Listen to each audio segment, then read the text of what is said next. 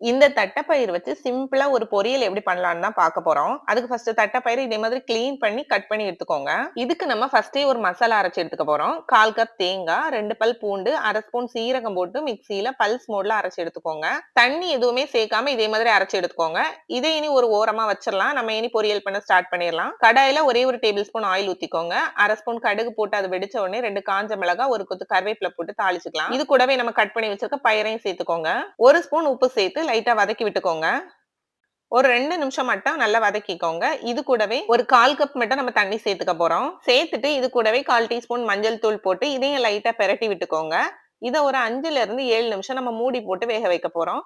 Medium ஃப்ளேம்ல போட்டாலே போதும். பயிறு சூப்பரா வெந்துரும். இனி நம்ம ஓபன் பண்ணி இது கூடவே 1/2 ஸ்பூன் மிளகாய் தூள் போட்டு லைட்டா இதே மாதிரி பயிறு கூட எல்லாத்தையும் நல்லா மிக்ஸ் பண்ணி விட்டுக்கோங்க. இனி நம்ம ஃபர்ஸ்டே அரைச்சு வச்சிருக்க தேங்காய் மசாலாவை இது கூட சேர்த்துக்கலாம். இந்த தட்டப்பயிறு கூட அந்த தேங்காய் நல்லா மிக்ஸ் ஆகுற அளவுக்கு கலந்து விட்டுக்கோங்க.